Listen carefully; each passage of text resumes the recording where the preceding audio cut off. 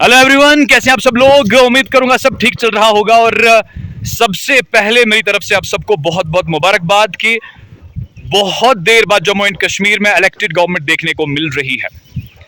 देखें, बहुत सारे मुद्दे हैं जिन पे बात होनी चाहिए और कुछ मुद्दे तो ऐसे हैं कि जिन्होंने वो कहते हैं ना, वो चरम सीमा को जो है उसको भी क्रॉस कर दिया है। देखें, मैं बताए चलूं आपको कि पिछले दिनों आपने देखा होगा कि जम्मू एंड कश्मीर में जो नियुक्ति हो रही है, रिक्रूटमेंट्स हो रही है, और इसमें बाहर के जो स्टेट्स है, राज्य हैं, वहां के जो बच्चे हैं यहाँ पे नियुक्त किए जा रहे हैं। और ये बहुत बड़ी समस्या है, ये बहुत बड़ा एक ऐसा विषय है जिस पे बात होना लाजमी है। हमारा जम्मू एंड कश्मीर के अंदर अनएम्प्लॉयमेंट इतना ज्यादा है कि यहाँ का पढ़ा लिखा यूथ खुद बेरोजगार बैठा है।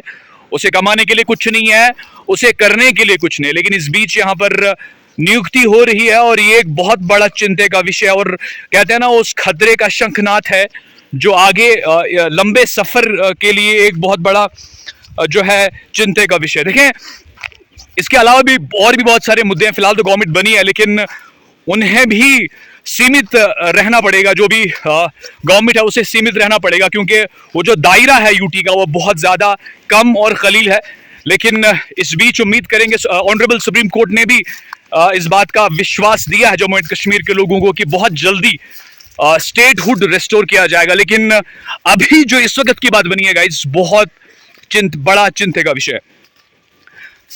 देखिए, गवर्नमेंट बनी, अनएम्प्लॉयमेंट का एक बहुत बड़ा सवाल है।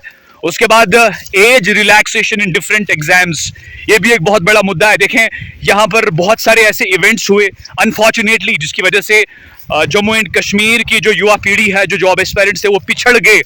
और कारण यही बना कि जो है अब वो बहुत सारे एग्जाम्स के लिए एलिजिबल नहीं है। और रीजंस चाहे वो नेचुरल हो या जो गवर्नमेंट्स के द्वारा जो एंटी यूथ कुछ पॉलिसीज, ड्रैकोनियन पॉलिसीज बनाई गई, वो एक्सेप्टेबल नहीं था, लेकिन थोप दिया गया जबरन।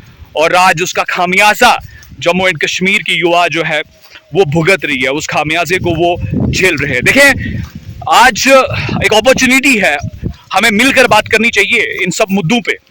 हमारी सिविल सोसाइटी, जो इलेक्टेड गवर्नमेंट है, ऑपोजिशन है, देखें, मुद्दा सिर्फ अपनी सियासत का नहीं होना चाहिए, अपने मफाद का नहीं, मुद्दा लोगों का होना चाहिए।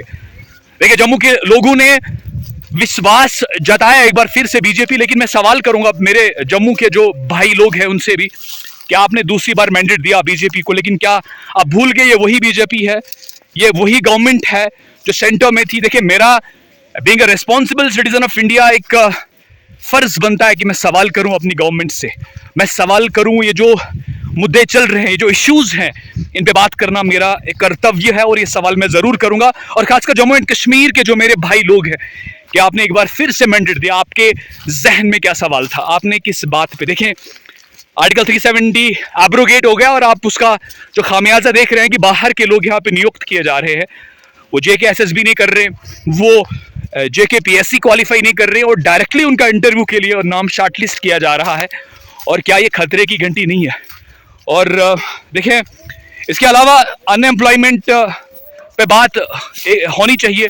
सवाल करूंगा मैं जम्मू एंड कश्मीर के लोगों से। फिलहाल मुझे उम्मीद है कि जो नई गवर्नमेंट बनी है वो इस पे बात करेगी।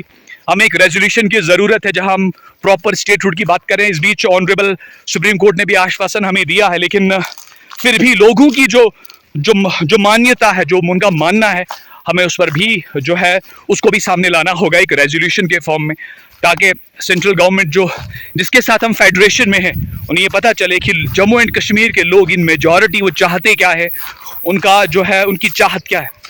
इन पे बात जरूर होनी चाहिए। और तमाम जम्मू एंड कश्मीर के लोगों को एक बार फिर धर्म से बाहर आके, कास्ट से बाहर आके, रीजन से बाहर आके, रिलीजन से बाहर आके जम्मू एंड कश्मीर की बेहतरी के लिए, बहबूदी के लिए बात करनी चाहिए।